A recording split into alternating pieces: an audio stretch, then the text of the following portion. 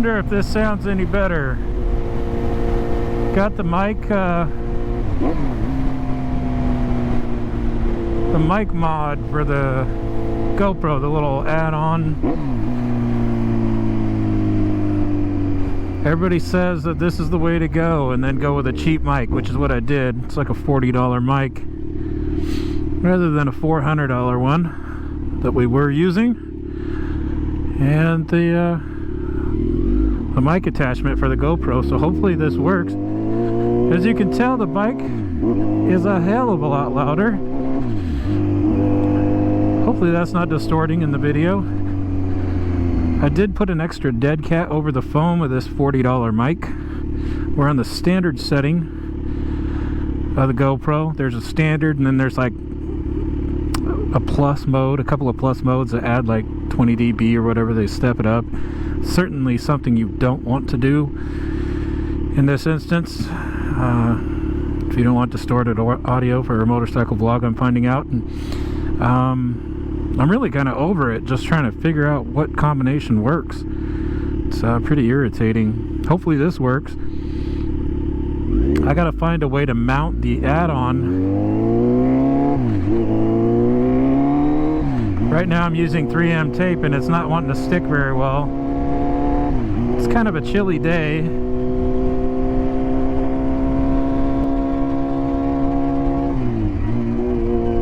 Not the warmest.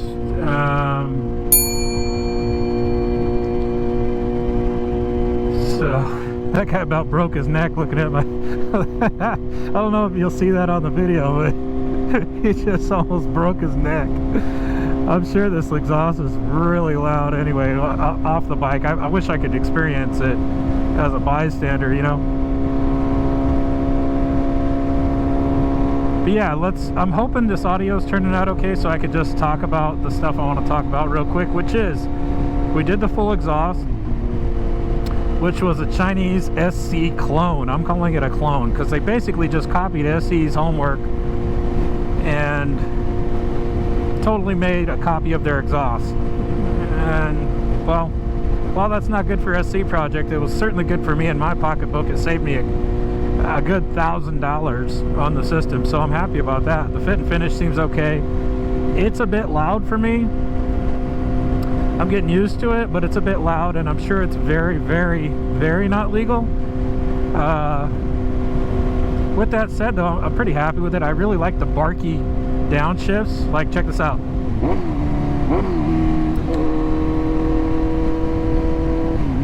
It's just got a bark to it. Just,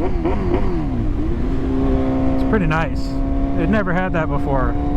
The factory sewing machine exhaust just kind of, you know, leaves a lot to be desired. You know what I mean? As for the tune, let's talk about that real quick. Two-wheel dyno works. Got the reflash done. The biggest difference that I notice is the throttle response. It's no longer just an on-off switch, especially at low speed, and that's what I wanted. So was it worth it? Yeah, so far. I'm gonna say for that reason alone, it's worth it, because the biggest downside to this bike is the factory tuning, the throttle tuning or the fuel map or whatever from the factory. It just makes it damn near unrideable at low speed. I didn't like it.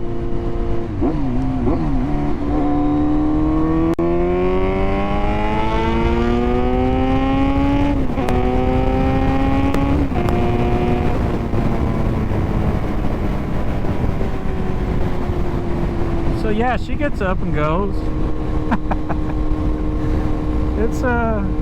It's quicker, it's smoother, as if you could imagine that. It's already a pretty smooth bike when you're not at, you know, low speeds, like I said. But yeah, it's a lot quicker. It's not like, oh my god, amazing, life-changing, you know. It didn't make it a frickin' ZX-10R. It's not that. It's not quite a leader bike, but it definitely made it feel like a 600 Sport Plus, basically, which is what it already felt like, a 600, I thought. Like, it reminds me a lot of my Gixxer 6er in factory form.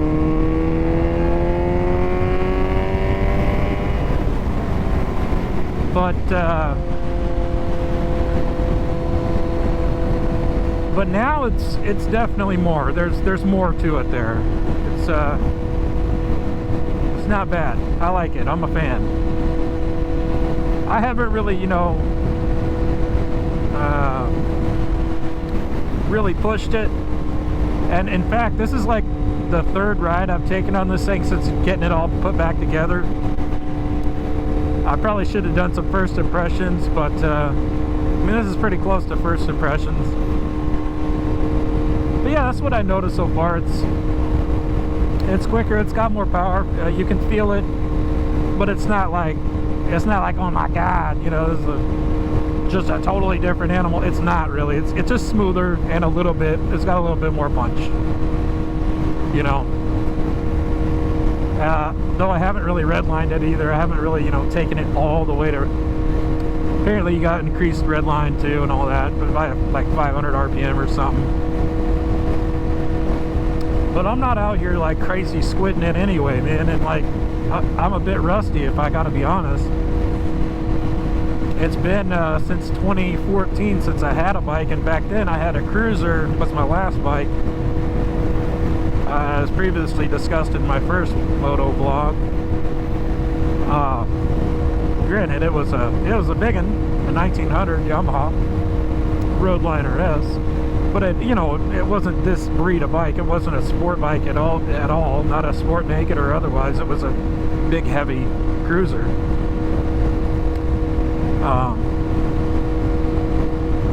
But yeah, so it's been a minute since I've really been riding sport bikes. I think I got rid of my last one back in, oh geez, 2011 maybe. I think is when I got rid of my ZX-10R. You know, it was my last sport bike. That thing was an animal. Just, oh man, to this day it's the fastest bike I've ever ridden. But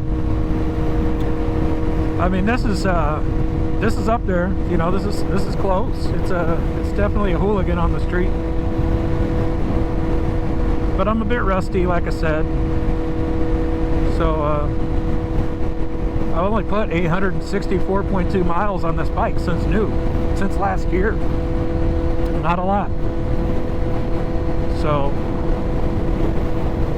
put that in perspective, my first sport bike that I bought myself was a Gixxer 6er back in 04, and by 06 I had over 13,000 miles on it before I got rid of it. So yeah, I used to ride a lot more.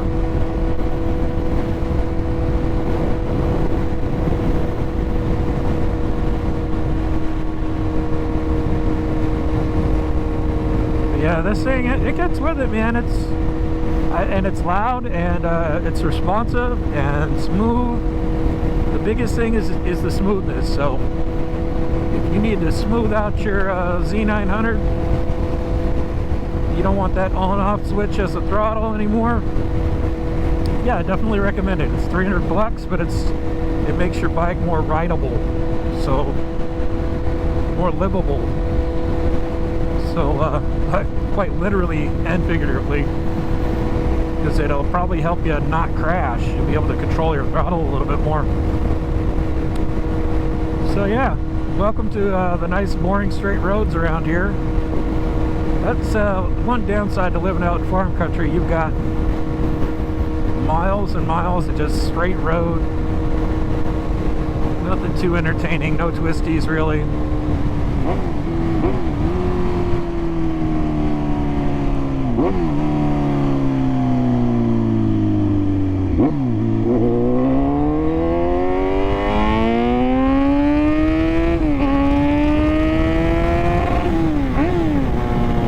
There was the rev limiter. I found it.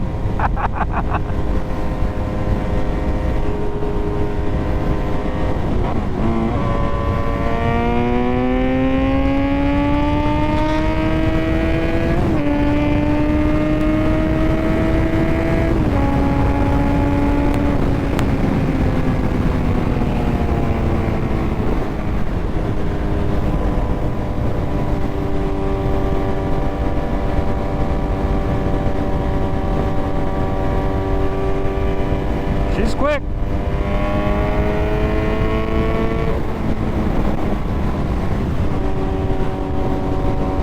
I bet she shoots flames too, but again, I can't really verify that just yet. Oh, it's not very warm today, man. It's chilly. My nose is running. Whew.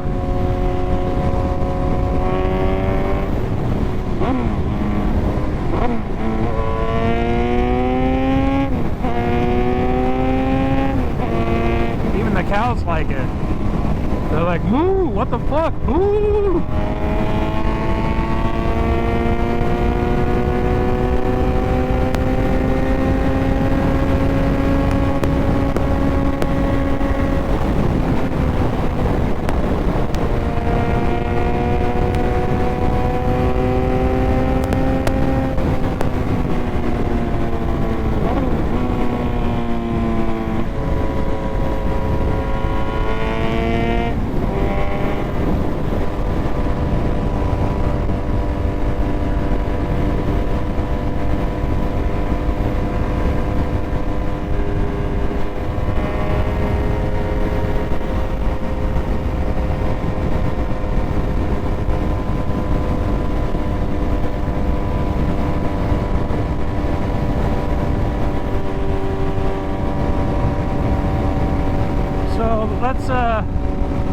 Let's discuss a couple more things about the bike. Let's see. One of the other gripes I have so far is the seat. That whole mechanism is just some of the cheapest bullshit ever. It's opposite of all the other Jap bikes I've ever had, which have all been Jap bikes, I guess. But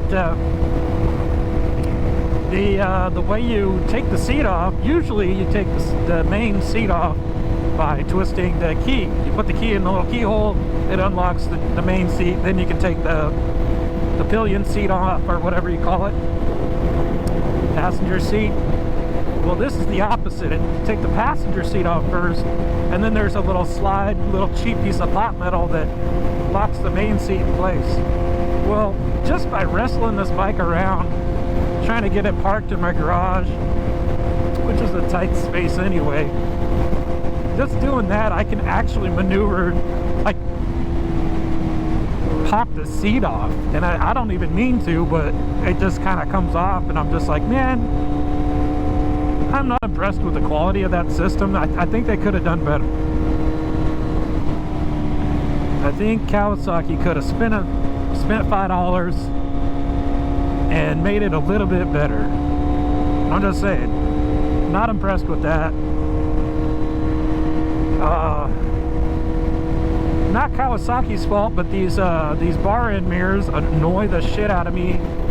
They're awesome, they work fine, and they look great, but they are the widest part of the bike, so when you're trying to park it, you hit them on fucking everything. So it's a double-edged sword. I love them, but I hate them at the same time. But what else can I say? Oh, when I took the bike apart initially to fit everything and do all the things I had to do, these the screws for the cowling, like, it seems like everything has Loctite on it and whatnot. That, or just the threads are just cheap as crap, and I took all that apart, and I'm putting the same hardware in the same damn holes, and it's like it doesn't want to go back in. There was one of them I just couldn't get back in. I felt like I was going to just do some major damage, so I got to get me a tap and die set and just trace the threads, I think, and just clean them out of whatever gunk's in there. I get it, you know, the need for Loctite, because these things vibrate and whatnot. You don't want shit flying off your bike, but there's got to be a better way, man. There's got to be something. I don't know.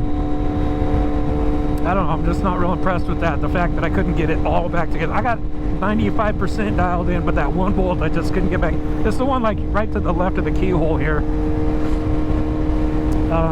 Yeah, it was special.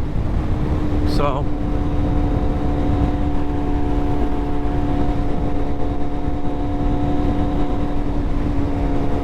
Little bumpy straight road forever. I'm trying to get down here to this. I don't want to say it's called like Prairie Road or some shit. Something Prairie Road. Anyway, it drops down over this canyon. It just looks really cool. Or Cooley, as they say, like right. It's like kind of by city. But we still got a ways to go before we even get there.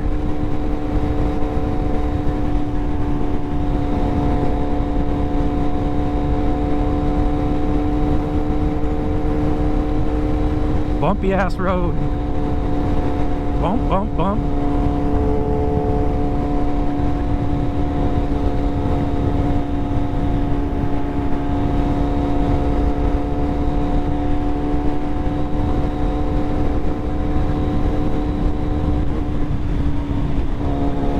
So yeah, this is just cruising, you know, so it's still pretty damn loud.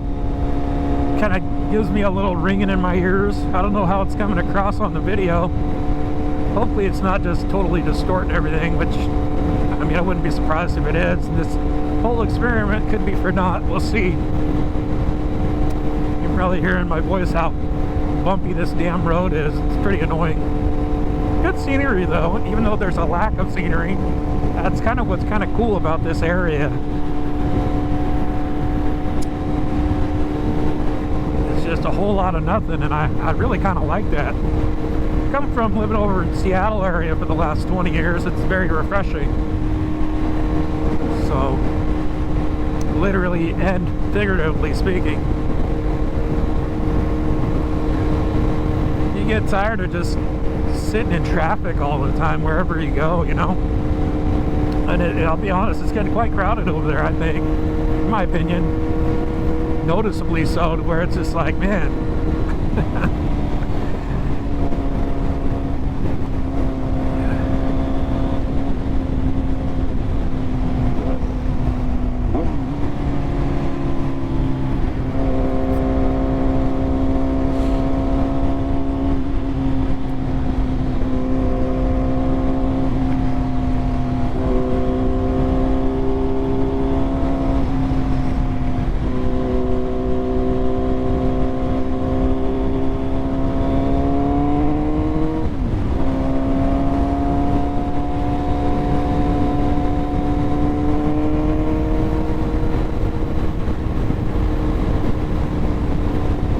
Bumps just don't stop. They just keep coming. I think this other road though, once we get to it, eventually is quite a bit smoother than this one, so we'll see.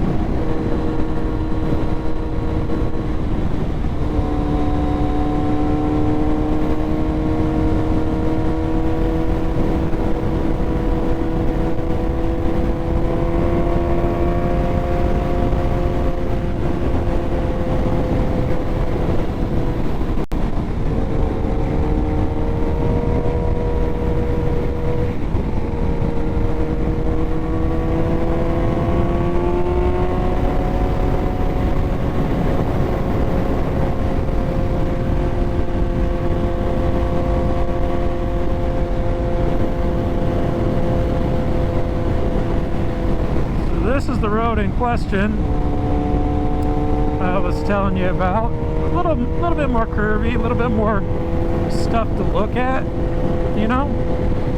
Yeah, some cows and stuff. What's up, cows? Say hello to your mother for me. Woo! Woo! Yeah, what's up, cows? Anyway.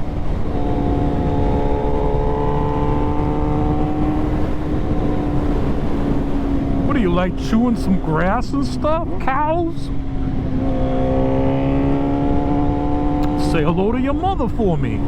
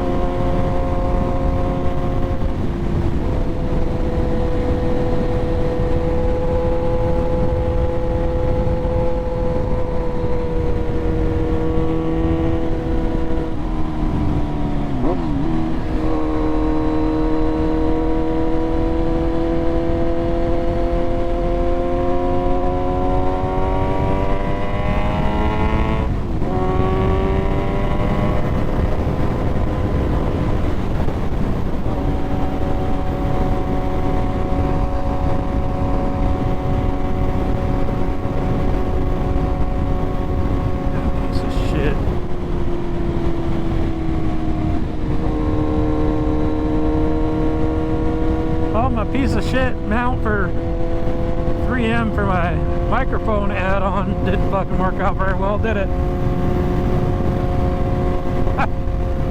Good thing I zip tied it.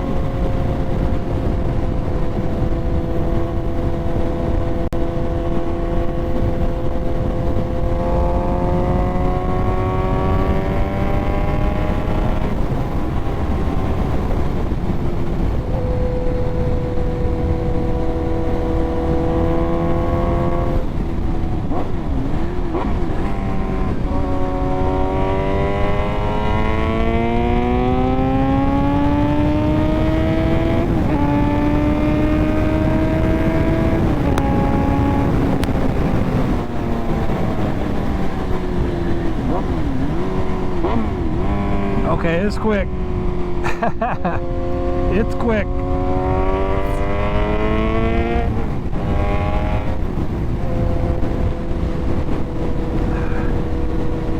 Yeah, it's quick. It'll get you in trouble.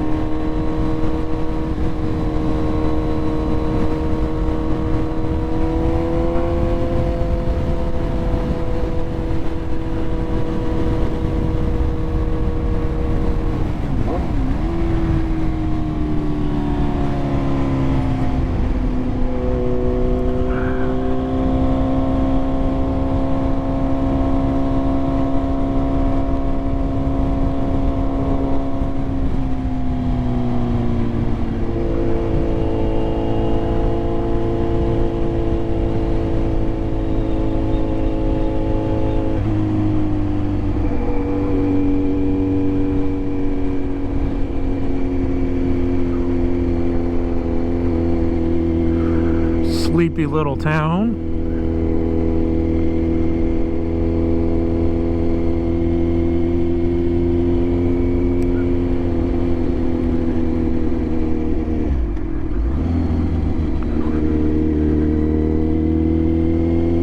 Super sleepy little town. I wonder if they even have a gas station here.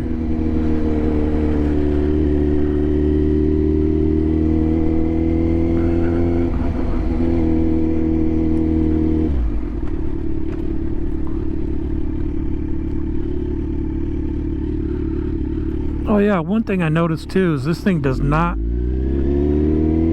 it doesn't run as hot as it used to. Seems to like between 150 and 160 so far, especially on a cooler day like today. I haven't really tested it in really warm weather, so kind of hard to say, but so far that's what I've noticed.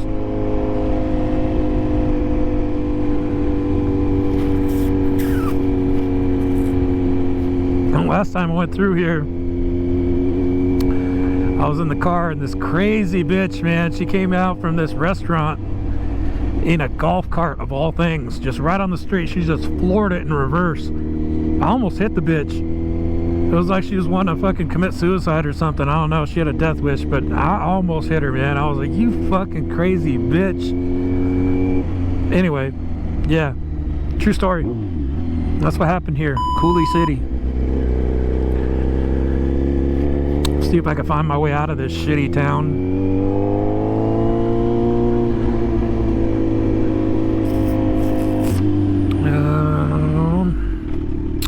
I'm gonna just go this way, I think.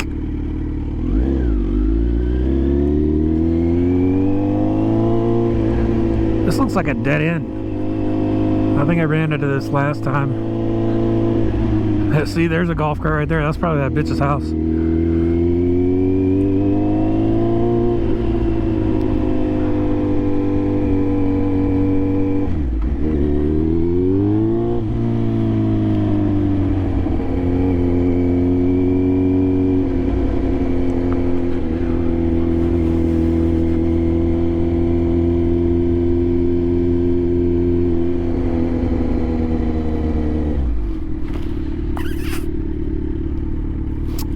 I think I know where I'm going now. All right.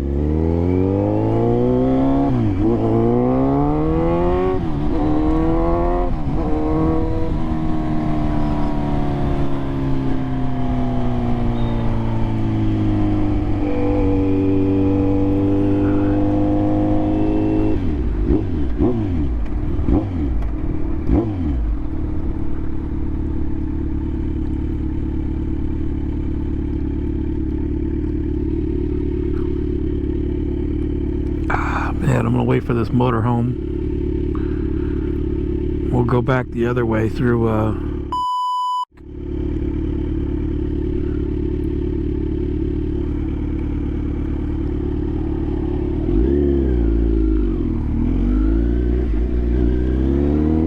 bit of gravel right there.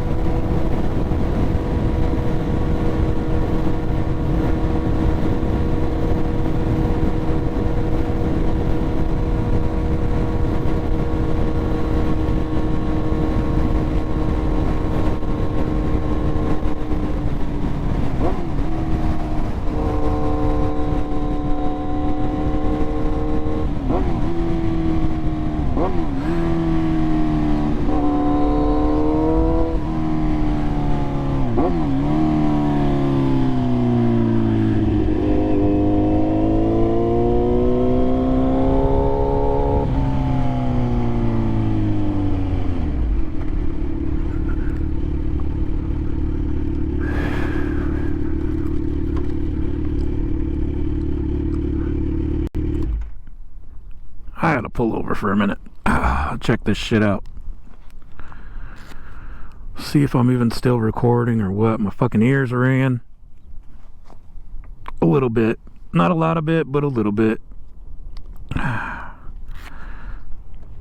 It's fucking cold out here today, man. I'm not even gonna lie.